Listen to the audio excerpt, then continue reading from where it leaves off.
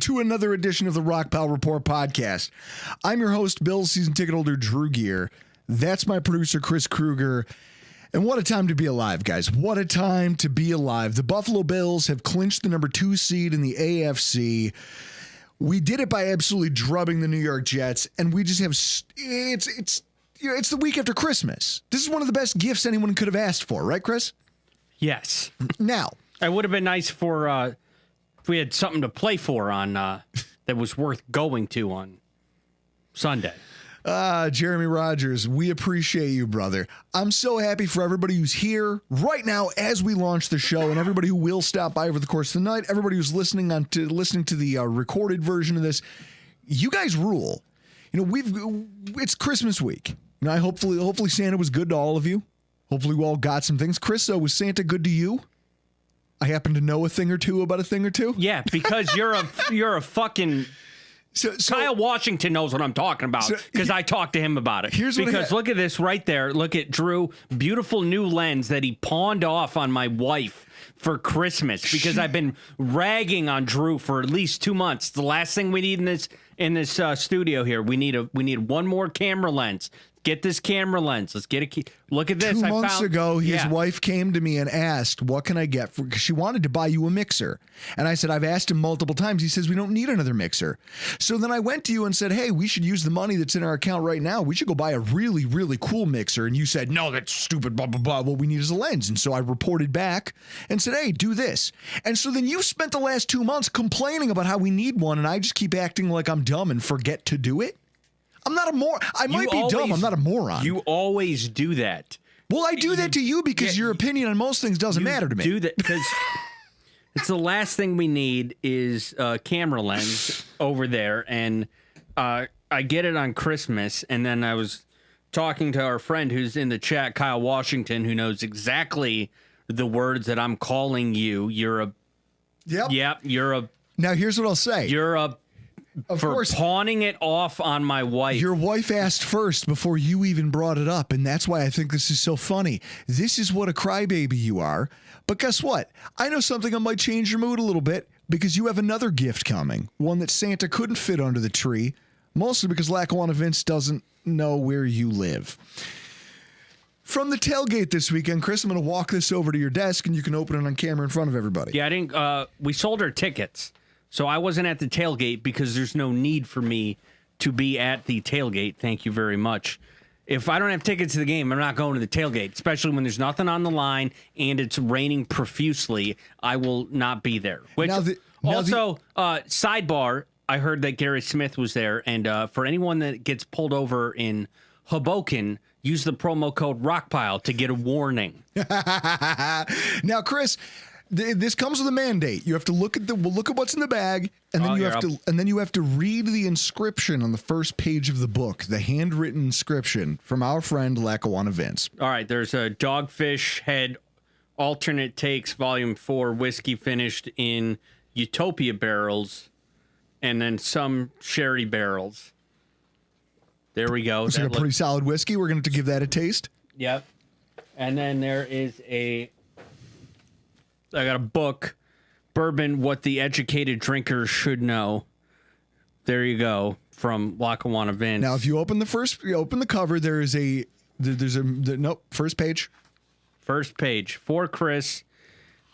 First of all, Vince, his handwriting is reminiscent. That's how you know he's a dude. of my grandmother's. Anytime I got a Christmas card for my grandma, I had to technically FaceTime my dad and go, can you read this to me?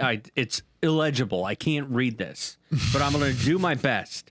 For Chris, a book by my friend Tim Barra, who was also Yogi's youngest first cousin. So this guy is a bear. With a wish, may you speak of bourbon more and politics less. Love you, bro, Lackawanna Vince. I love this gift would have been better to read if we read this on January 6th. This is what I'm talking about. My producer's a moron, and Lauren Oubre in the comments, she goes, when you said there was a gift that wasn't fitting under the tree, she thought there was going to be a baby announcement. Not a chance. That we've closed shop on that in my house. Now, for me, Christmas is in your glass. Yep. Jessica got me a bottle of Frank August, which is produced. They don't distill it, so that's very nice. It's tough to pay top dollar for a bottle by like a Frank August. They don't distill the bourbon. Yep. They get it sourced from somewhere else, and then they finish it in their own barrels. But that's super smooth. What proof is that? Right in the wheelhouse. It's like 106.25. Oh, that's dangerous whiskey. It's right for me. It's right in the wheelhouse. But I made an old fashioned with it. I have the specs written upstairs of what syrup and bitters I use. But I made an old fashioned with it. It was phenomenal. And I also made a Manhattan with it because it's a rye. Also phenomenal. And then if you're making a Manhattan, I just found this out. Coqui Vermouth de Torino. That's the vermouth to use. It's beautiful. Guys, we both obviously had wonderful holidays. From our family to yours. Hopefully you enjoyed yours too. But we got to get into this week's recap because there's a lot of ground to cover here and not a lot of time. Actually, who are we talking about? We run the show here. There's as much time as we want to cover it. And I don't have to go to work. Here's your Week 17 recap. The Buffalo Bills 40 and the Jets 14. I got your stats of the game right here. You want to look at the quarterback position first, right, Chris? That's kind of where you always start, or at least we always do with this bit. Josh Allen, 16 to 27, 182, 2 touchdowns, a 104.2 passer rating, 1 rushing touchdown. Aaron Rodgers, 12 of 18 for 112, 2 interceptions, 4 sacks, a 44 passer rating. 44. Mitch Trubisky, 1 pass, 1 completion, 69 yards and a TD, and a partridge and a pear tree. That stat line will never stop being funny to me. Penalties, 24 accepted penalties in the football game, and the Jets will finish the NFL season as the most heavily penalized team of the NFL, of the regular season, at 131. I don't think anybody's catching them now at this point. Wide receiver Keon Coleman, 7 targets, 3 receptions, 27 yards, 1 touchdown. Chris, 3 on 7? It's a rough number. We'll talk about it. Wide receiver Amari Cooper, 3 for 3, 56 yards, and 1 touchdown. Lightning round style, Chris, the number 8. What does the number 8 represent? Aaron Rodgers. Number 8 represents the number of home victories for the Buffalo Bills in 2024. They were undefeated at Ralph Wilson Stadium this year. If I want to talk about the number 0, what's the number 0, Chris? Losses at home. No, 0 is the number of quarterback sacks for another week. For another week out of the last month, they've given up 1 quarterback sack. 1 quarterback sack and just 8 quarterback pressures in the game. And then another number, Chris. The number 1. Definitely not how many chains I have to put on. No, not the number of chains you have to put on. It's the number of those tailgates I think I have left in me. Oh, hey, Wendell. Hey, Kyle, tell your dad we said hi too. Jimmy Key, you made it. I love it. I love the people who show up for this every single week and how it just keeps. Yeah. Oh, no, Ethan, hopefully you feel better. Hopefully it's not AIDS. See, Ethan's talking about being laid up. Yeah, I hear you. This tailgate was an absolute widowmaker for me, and I learned some things about myself and about football and about how much I like and love this game and the community we've built. Chris bowed out of the game. I sold my tickets, but then when I found out how many people were coming in, like Lackawanna Vince and the guys from Gary from Jersey and all these people who were going to Bob Everly from Central New York, Albany area, up near Watertown. All these people who are going to be coming in for the tailgate, knowing what the terrible weather was going to be like, I said, you know what, we should still do the tailgate. So I packed my truck by myself. Now, 2 days before the tailgate, I threw up my lower back again. But I said, you know what, this is fine. I'm just in a little bit of pain. It'll be okay. I solo load the truck on Sunday morning before the sun's up at about 5 a.m. and it starts to, I'm like, all right, this hurt a little bit more than it did the day before by the time I'm done loading. But it's okay. I get to the lot, Iman will be there to help me. Oh, Iman gets a flat tire on his way to the tailgate. So now I'm just by myself in the dark, alone in the rain, and I know that it's like, okay, I could pack it in and quit, but there's people coming. People are showing up for a party, and it's on me to deliver. That's fine. I've done this before. Hell, I solo built a tailgate for the snow game against the Indianapolis Colts in 40-mile-an-hour winds. A little bit of rain isn't going to kill me. So I unload the truck, and I start putting everything up, and my back starts to hurt a little bit more, but I'm like, this is fine. It's going to be great. And then by the time I'm done with the tailgate itself and everything else, I'm noticing that I'm getting like a sharp pain in my hip flexor, and I'm going, all right, but I'm going to be fine. Everything's cool. I'll tell you what, during the cleanup and the teardown, Chris, which I left at about the middle of the first quarter, by the time I left the lot, I was hobbled. Then I had to go home and unpack the truck again. Then I had to run over to a family party where once you start to get warm and your joints really loosen up, you figure out what hurts and how much. I slept on my living room floor last night, and I woke up every 45 minutes to an hour because anytime I move more than an inch in any direction, on a scale of 1 to 10 for pain, if any of you guys work in nursing or know somebody who might, I jump right up to about a 6. They're upstairs. It would wake me up from a dead sleep. Did you ask Jessica about it? We almost didn't have a podcast tonight because I had to go to the chiropractor I've been chewing glass all day, and I had to go to the chiropractor just so I could sit here in a chair for more than about 45 minutes without needing to lay on the floor. Chris actually had a hilarious idea that I have a sectional out here in the basement. We take the lounge section off and bring it in the studio. I would have had to do that when you were at the chiropractor, like a 2 o'clock thing, so I could get everything set up, get you a table space for a laptop, set up a boom arm for the microphone. Do you know what a fat shit I would look like if you put me on a couch with a boom arm microphone laying down? Already a fat shit. I would look atrocious. It would be the worst podcast visual of all time. And these people have seen me in a tank top. They've seen me shirtless. what I learned is that this I can do it alone mentality has served me really well over the years. And I think I've talked myself, not just about like sporting events, just in life in general. I've talked myself into a place where I truly do believe that I can handle anything with no assistance. And in retrospect, I'm still happy I gutted Sunday out. But this truly is no country for old men. I mean, it's not great. Like, thank God to Berger and his friends for helping me put up the last tent, because I don't think I had it in me at that point. So despite my 4-year-old's constant insistence that I'm like the Hulk and that I'm loud and I'm scary and that I can't get hurt, even today as I was hobbling around the house and he's like, "You're fine, Dad. You're going to be okay." We're all malleable. All of us have an expiration date. Like, it's not going to be today and it's not going to be tomorrow. But today was a really sobering reminder that there's going to be a day when I find out I can't push the envelope anymore. the physical limitations of what I can accomplish, there's going to be an end to it, Chris. Yeah. Fortunately, today is not that day. And in the immortal words of Dylan Thomas, I'm going to rage against that dying light because, I mean, otherwise, what is this all for? Guys, cheers. There you go. Lauren Oubre put Drew on IR. I'm questionable for next week. Questionable for next week. I've got a rehab stint going. Yeah, we're going to need you for the wild card. Now, one of the cool things about the tailgate is I got a chance to meet and in person and hang out with Jets beat reporter Antoine Staley. And this is where this podcast stops being about tailgate stuff, because I know how much some of our viewers hate that.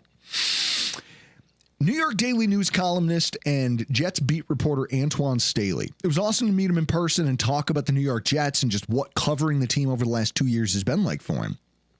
He gave me some inside baseball and the inner workings of the team and some of the things. He gave me a little added perspective on some of the stuff that's only been speculated about.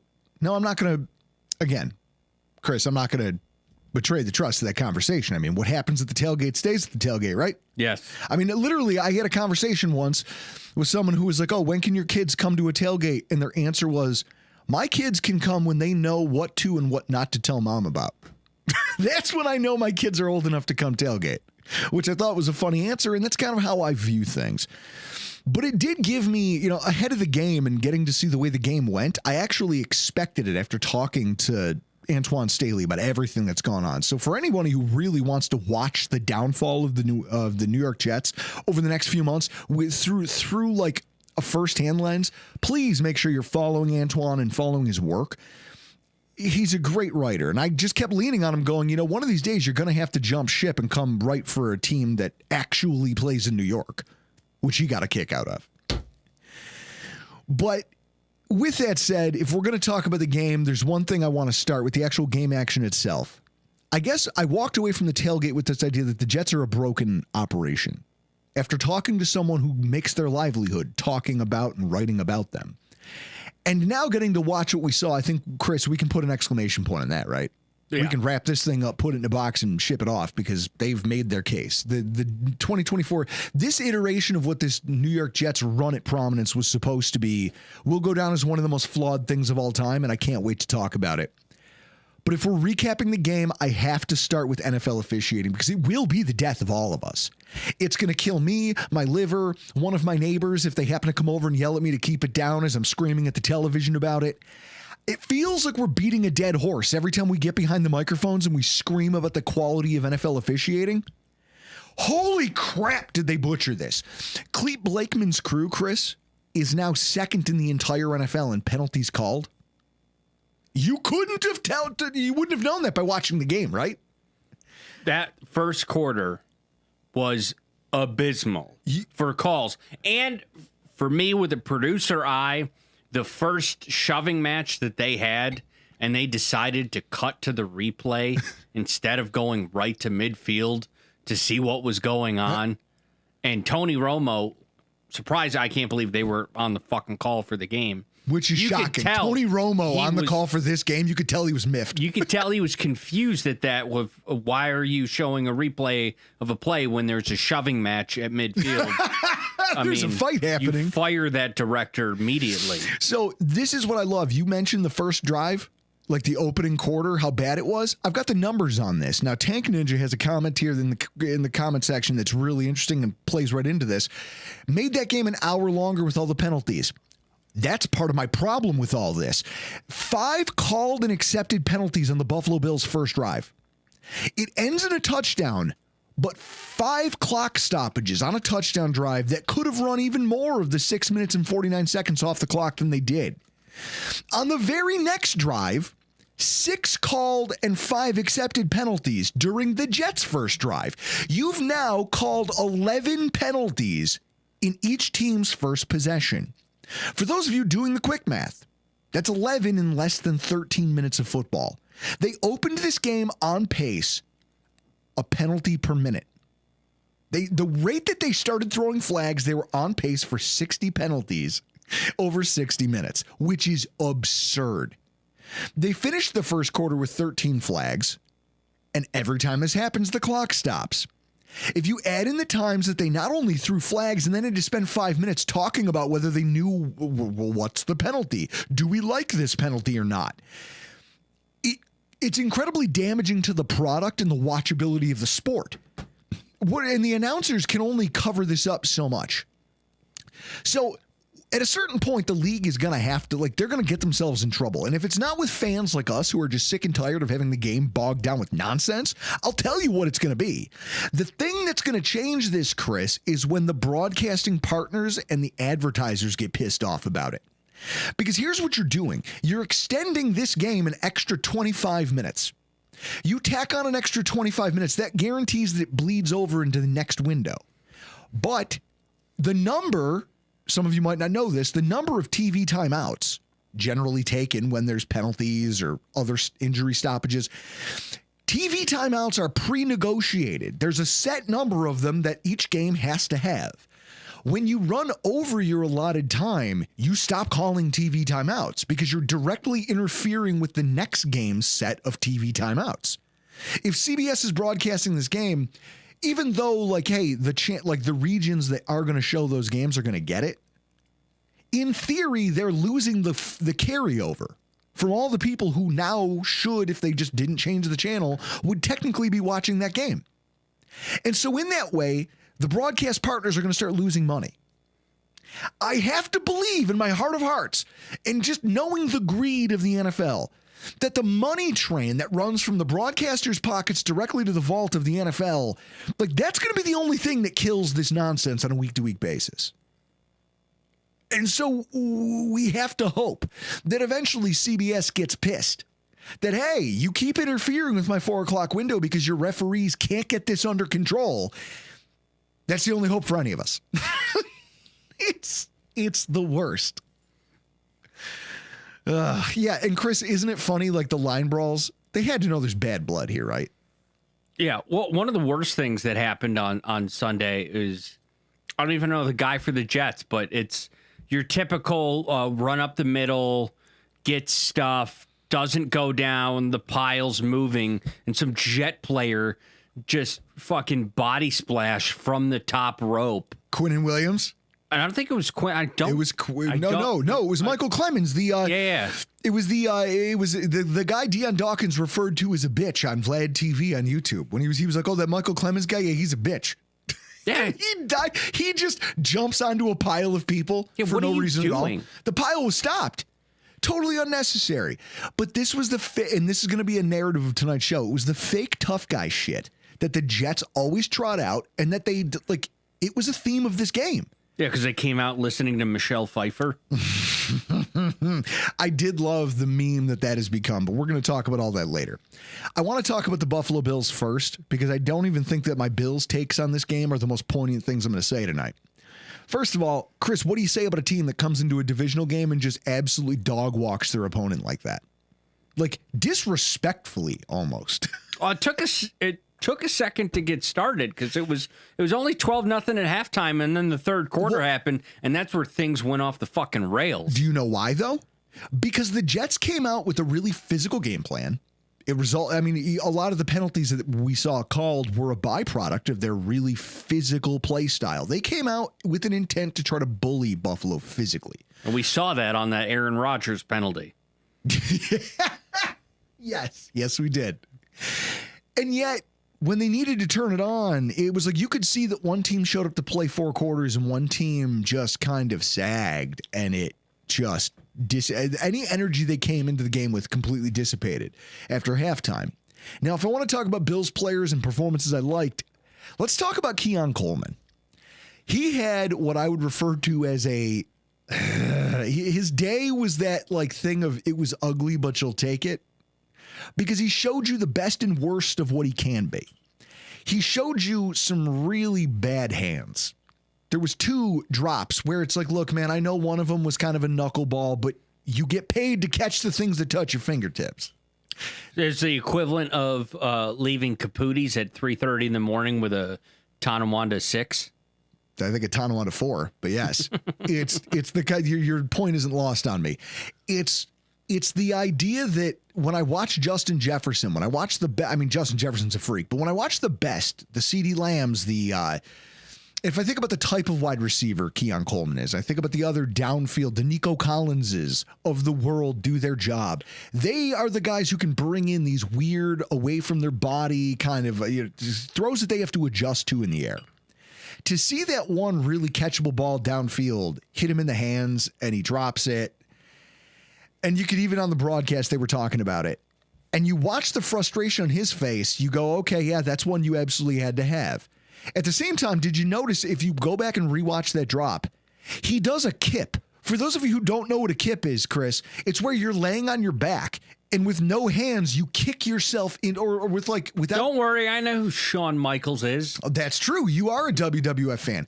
He literally, as a 6'4" wide receiver, does a kip into a standing position from. That's how hyper athletic this guy is. He's a freak. And so to see him kip himself to his feet and then just be angry that he dropped the ball, I go, look, that's what you drafted. A raw player who has every physical tool that every other wide receiver on the field right now wishes they had. The game progresses. He has a couple more opportunities where it's like, look, man, you were right there. You were right there.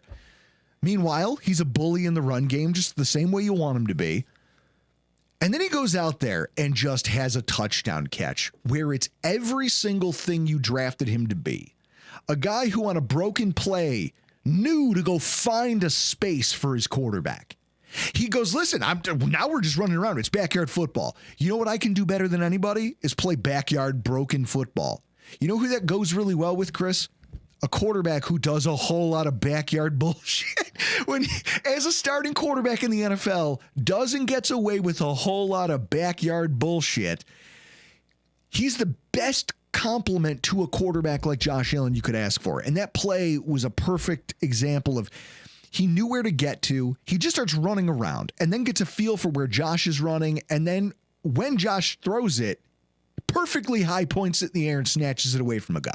It's because Josh Allen is an enigma. He is. He's a freak. He's an alien. You want to make a documentary about somebody? Why don't you make it about Josh? Okay? I don't want to hear any more about this. Chris, did you watch Enigma? No, I haven't yet. I tried to watch bits and pieces of it, and I'm not going to lie to you. A dude, it's everything I thought it was going to be, right? I'll save my... Now, you know what? We'll get into it. The show Enigma... When I have to watch a guy sit around in a room high on like peyote or whatever the hell they're taking, rambling about this flower is existence. No, it's not. This is why I don't like stoners, and I have never like in college. The stoner crowd and I had a hard time getting along. We liked some of the same music. We all ran in the same circles. I know people now who smoke, and it's completely fine. I don't care. But it was always hard when I'd get some guy trying to explain to like, no, man, you just don't understand the bigger picture. That bucket, it's not really just a bucket. Yes, it is.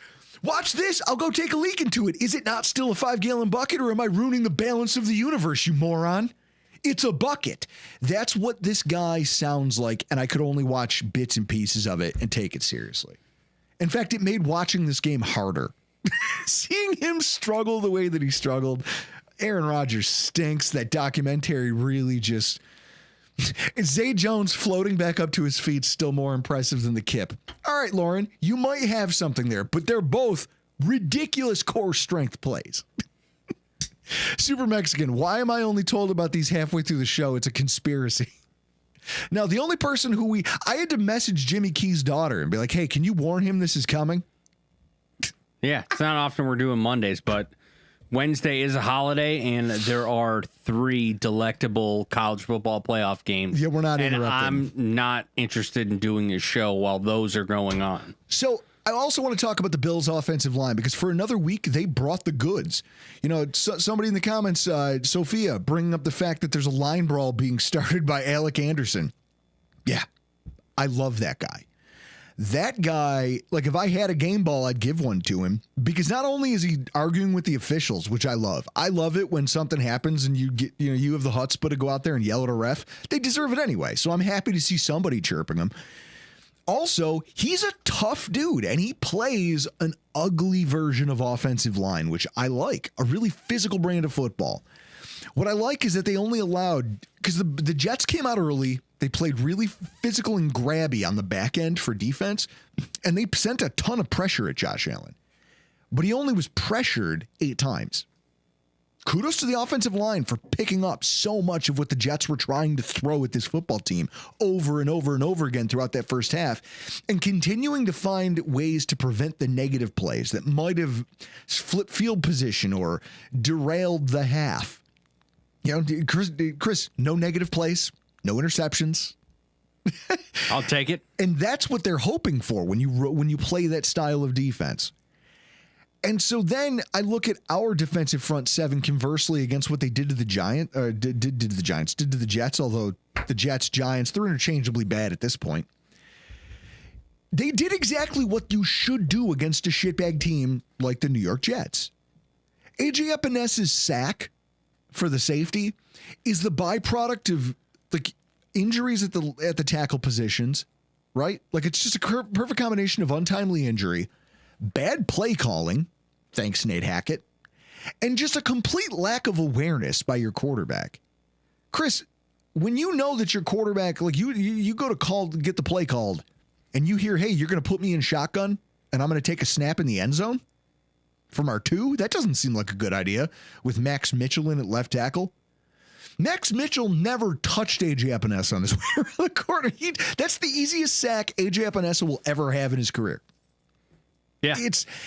And then, Von Miller comes in on a drive when it looks like they're trying to get off the doorstep, and he comes in with a sack that stymies a drive. Like, that's what you want a Super Bowl defense to look like against a team like this. To go out there, to play well, to show well. And I think one of the players who really kind of brought some of that to the table and who I was happy to see in terms of their performance was Matt Milano. Last week, we had a conversation about the Dorian Williams and Matt Milano dynamic and how the team themselves have admitted, like, there's a decision to be made who starts in the playoffs, because it's not just who has the better pedigree. It's who has better chemistry with Terrell Bernard. It's who's playing the best football right now, and also who's the healthiest. And so in that way, Matt Milano doesn't have a ton of time on task with Terrell Bernard, and that's why these opportunities to get to play next to him are so important. He's slowly rounding into form.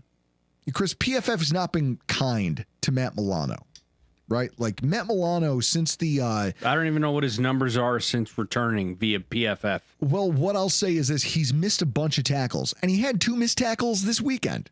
So he's still getting the run defense part of his game back, right? But you saw some instinctual things. He had 2 solo run stops that were really nice. When you see them, you go, when you see the holes open up, Matt Milano is responding to them. It's like he's finally like able to put his feet where his eyes want to be. And in that way, I was really encouraged by Matt Milano's performance against the run. The missed tackles are a thing that I truly have to believe will regress back to the mean, and he'll stop missing so many of them. I firmly believe it's a byproduct of not having played football in 2 years. And that's one of the things that when you're talking about Dorian Williams being the team's leading tackler, it's hard to talk about taking him off the field for Matt Milano. That being said, Milano looked better in coverage. They credited him with a pass against for 22 yards, but who knows whose fault that is, because they're linebackers. You're in the center of the field. Everything's your fault. Everything that goes wrong becomes a linebacker's fault. I've learned this over the years of trying to look at these, analytics, quote unquote, and then watch the game and go, well, it's not really his fault, but somebody's got to take the blame. I see that, and I see that he looked more comfortable, and he also had one of the most, Chris, if I can say this, the most confident pass rush rep I've seen from him since he came back. He came downhill through an open gap, and it required a very quick check down pass from Aaron Rodgers to avoid getting sacked. But the delayed blitz from the weak side, he came through untouched, and that's exactly how they draw it up. Because if that quarterback hesitates for even a second, it's a sack. You know, it reminded me a lot of the cornerback blitz against, who was it? Not the Lions. When we sent the double corners. Yeah. Delayed weak side linebacker blitz. You can tell he's more comfortable at it than Dorian Williams is. And that was the most comfortable I've seen him in the 3 games he's been back, which is good. And then there's also the fumble recovery. The fumble recoveries unto themselves are kind of a right place, right time proposition. There is no skill in a fumble recovery. You want to know? Here's what there is. There's also the Aaron Rodgers Enigma business decision going for that fumble. Yeah, Aaron Rodgers definitely made a business decision on that play. It's disappointing for a guy who's supposed to be the leader of your team, who's being paid to be the leader of your team, pulling like a Cam Newton in the Super Bowl against Von Miller. Yeah. Balls on the carpet, and you're like, oh boy, I don't want to get steamrolled by anybody. I'll at least get over there, kind of. Yeah, if I try to make a play on this loose ball in the Super Bowl against Von Miller, I might not have the money to get 6 more hats that are like Abe Lincoln's hats. Him, Slash, and Johnny Depp they could all have a hat comparison contest. The thing I like about Milano's performance in the regards to the fumble recovery, what it shows you in that moment, you watch the way he was able to dive in, scoop it on the run. As an offensive lineman, it was more of a scoop, roll, and run. So what you do in the summers as an offensive lineman is they make you do, and you feel like a toddler because you're in all your pads, and they make every offensive lineman do a drill where the ball's on the ground and you have to run by and try to grab it. It's an oblong object, and you're kind of a husky dude playing offensive line, and you have to bend over and grab things off the ground. And it's hard. It's hard to do running at full speed. The best people to do it are ones who just have an instinct for it, and also guys who aren't thinking about it.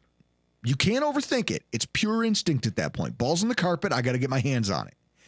In that moment, you watched Matt Milano stop thinking and start playing the game of football. There's no amount of him. It happened so quickly, that fumble and his recovery. There's no window at which Matt Milano had time to sit back and consider his options, think about the angle of pursuit of the ball. He just got in there, and it resulted in a fumble recovery. And one that if he wasn't touched by Aaron Rodgers, he takes it to the house. And that's the type of play that can change a playoff game. That's the type of play that can separate you getting eliminated from the postseason versus you winning a football game. You know, him coming down with that ball in that Lions game, right place, right time, just having the instincts. You're watching him get his IQ back, and the fact that he's no longer thinking, he's just reacting in real time, that might be the biggest development in his entire skill set. And I truly do believe that with both him and Dorian Williams slated to sit next week, it's going to be like the coaching staff is really going to have a choice to make, and I think it's going to be opponent specific as to who gets the starting nod for the wild card round. You got to play Matt Milano for the reps. He needs the reps. He's been injured for over a calendar year. Got to get the reps. Can't have him getting reps in the wild card round when you could get eliminated if he makes a mistake. Sure, I'll take. But you got to find the right opponent where the skill sets line up, and it all seems like it makes a little more sense. Milano kind of looked like young Forrest Gump, running with all those braces on his body. And this is the beauty of the comment section, people. I love this format. I absolutely love getting to do this. Jessica Tennis, this Bills defense feels like the Super Bowl winning Colts defense with Freeney and Mathis. And Jessica, there's one thing about that Colts Super Bowl winning defense that you're kind of missing from your comment here. They were missing Bob Sanders. The whole season, the Colts defense was pretty average the year that they won their Super Bowl. They know that they knew they had an elite quarterback and that they had playmakers at the skill positions, that the running backs were great. Like, that's the one thing about the Colts Super Bowl year. Their running backs were really great. And I think that if they didn't have to give it to Peyton Manning, they would have given Super Bowl MVP to Joseph Adai and the other running back's name is always going to escape me. Joseph Adai and somebody else. But that year, the Colts defense was pretty average. And in fact, some games looked awful. And then Bob Sanders came back a few games before the playoffs. And that defense changed completely. And you saw them become this turnover happy, hard hitting, like all of a sudden all levels of the defense were clicking.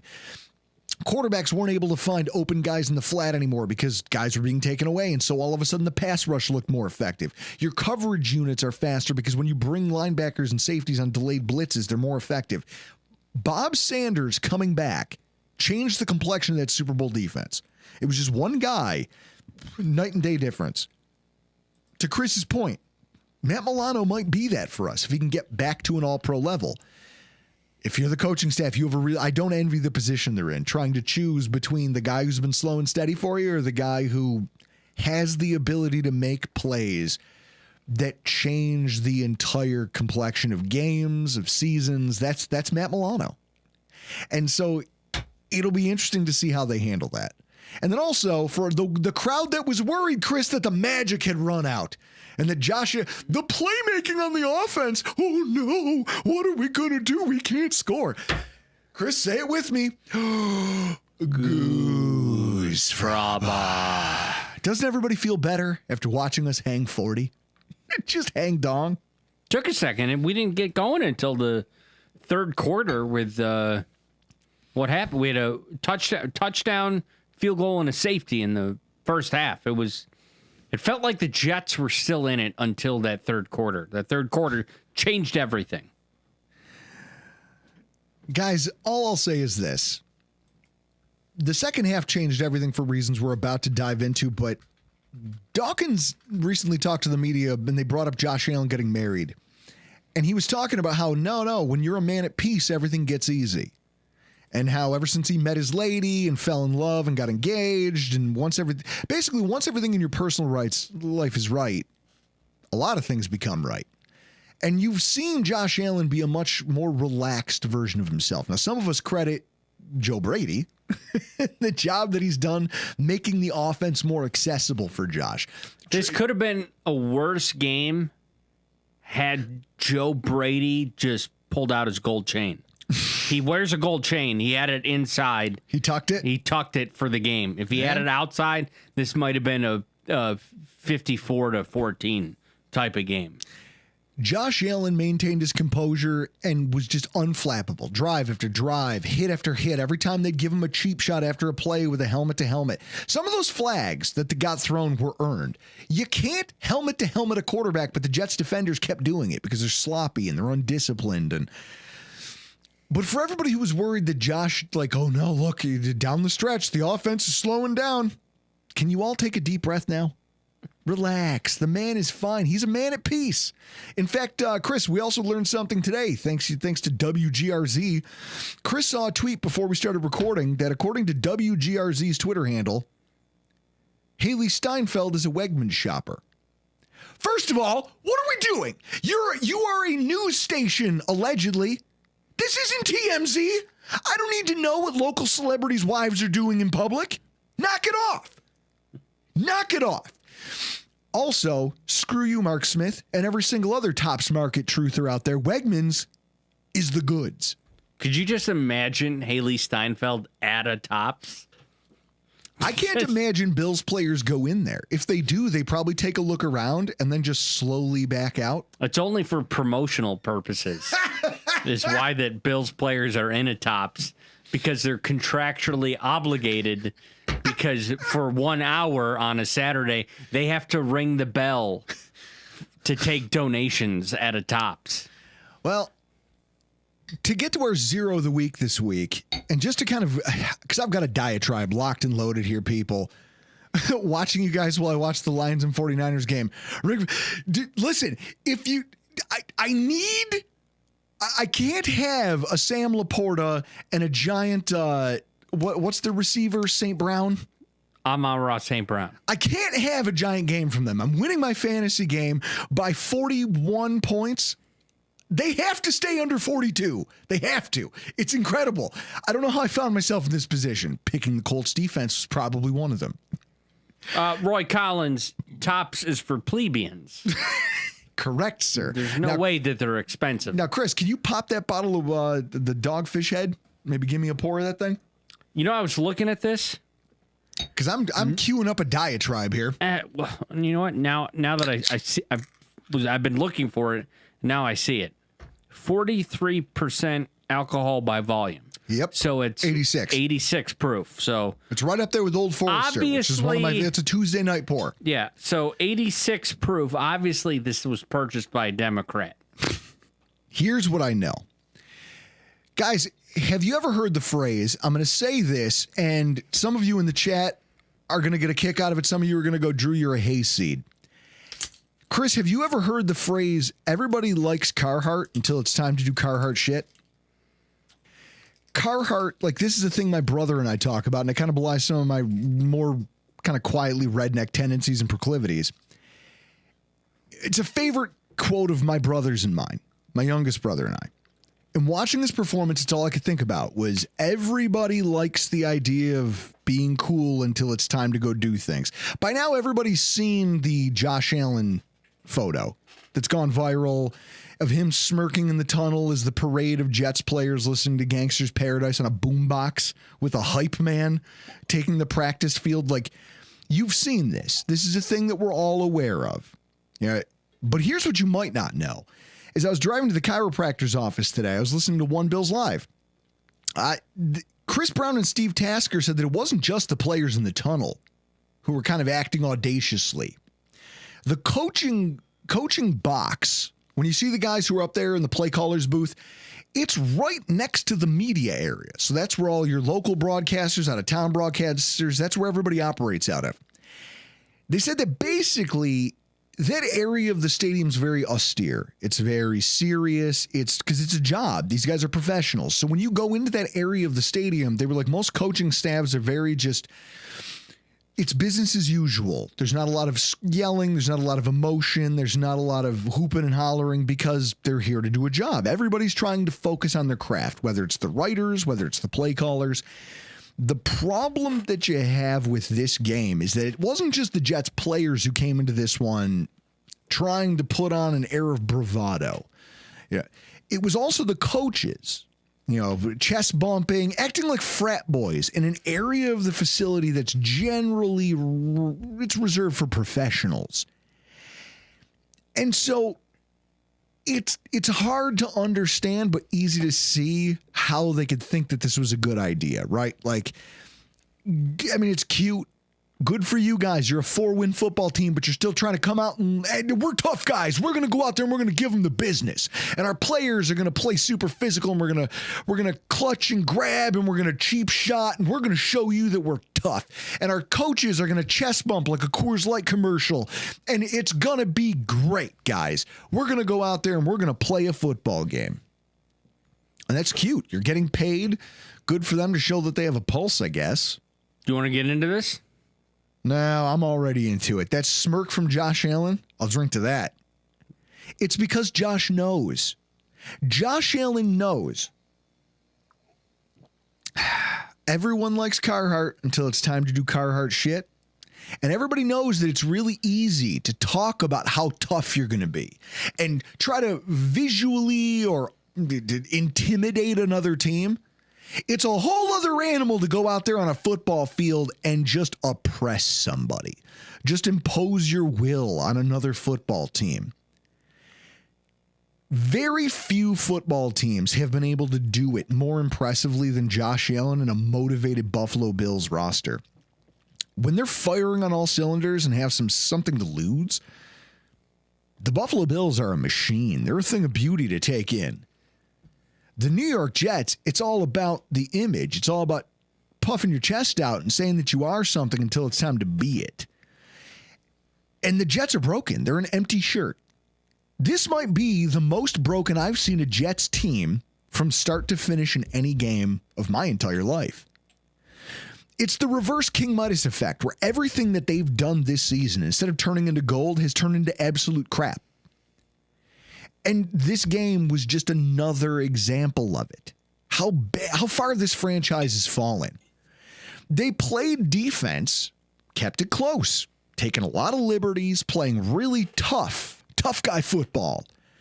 A lot of pressure that disrupted the passing game. So we didn't really get this stellar offense outside of the first drive that we thought we were going to get. They also threatened to score points twice until ineffectiveness and just bad luck reared their heads. That's where I look at like our defensive line's performance is crazy because our pressure to sack ratio, we only got 13 individual pressures over the course of the game. The actual total rate of pressure is probably lower than that, but we got 4 sacks out of it. That's nuts.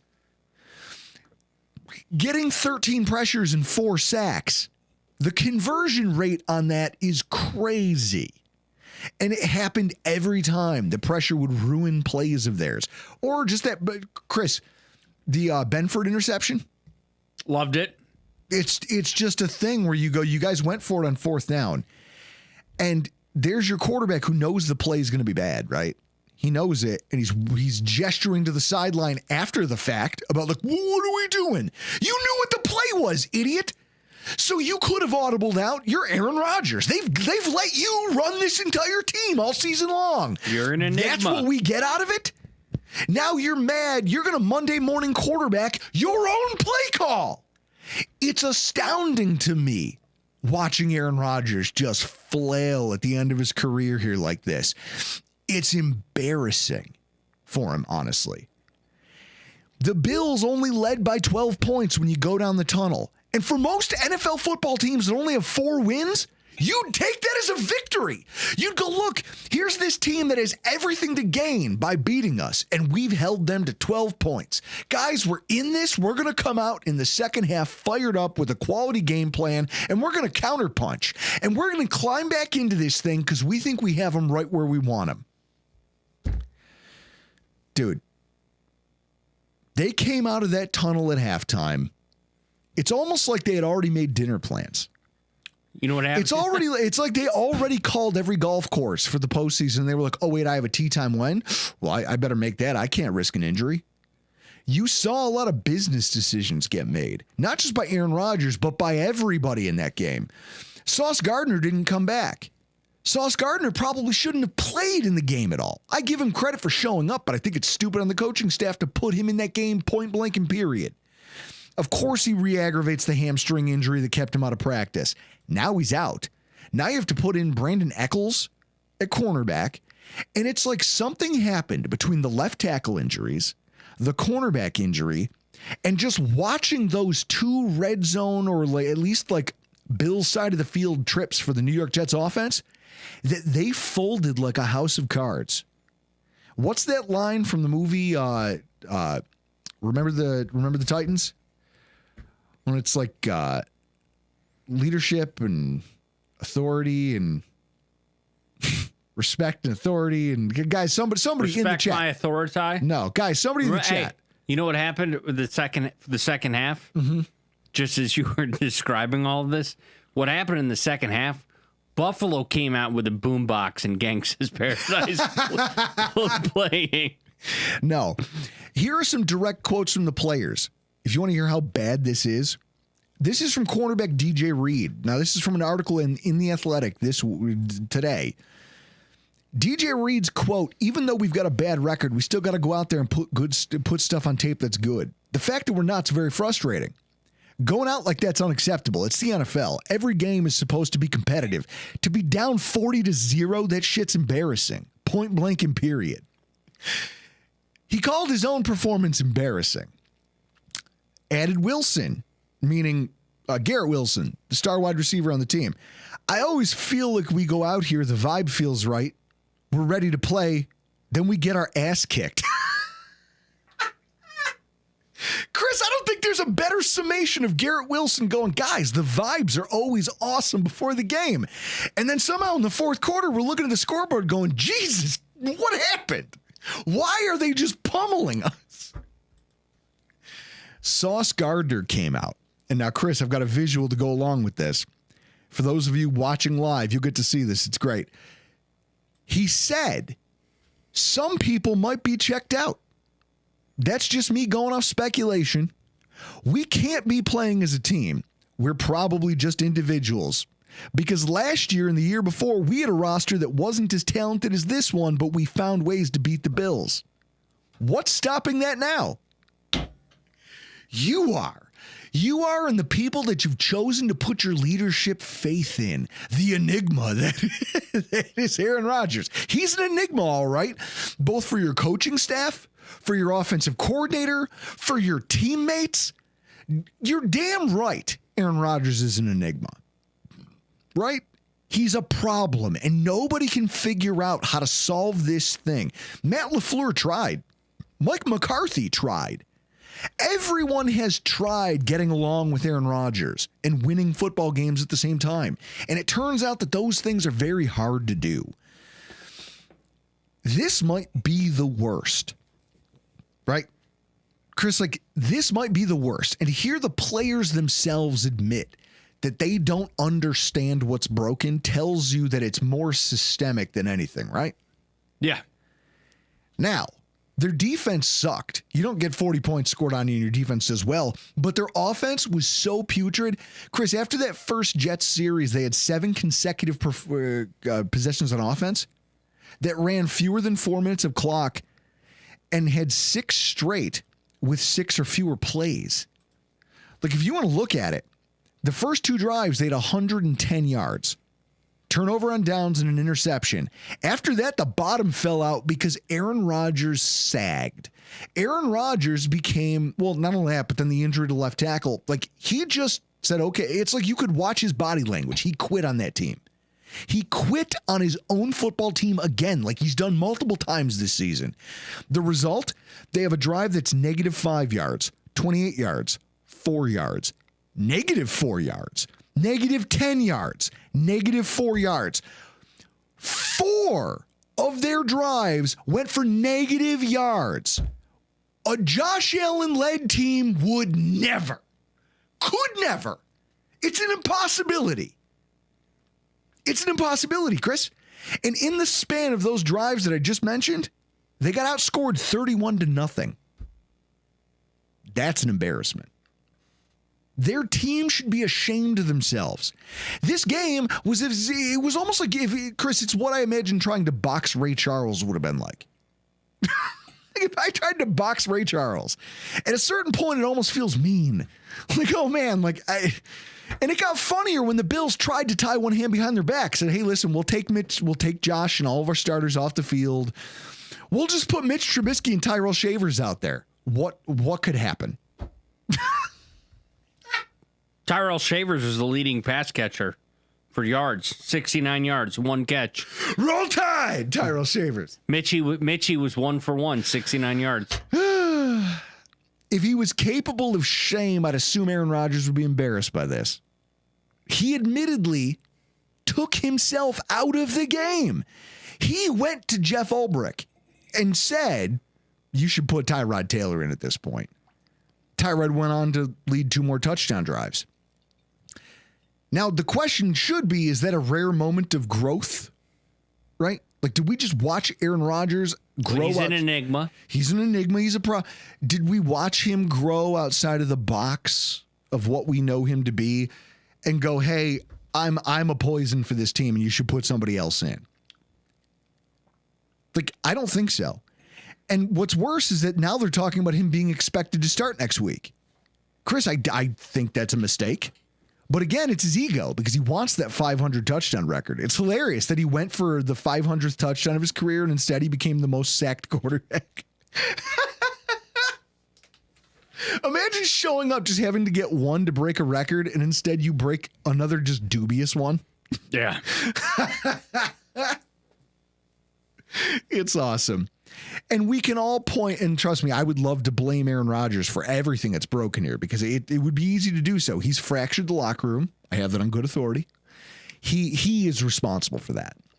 they have a team that's broken and there's no leadership. It's just people playing like individuals, coaching like individuals, units that don't talk to other units. Chris, you see the synergy that the Bills team has.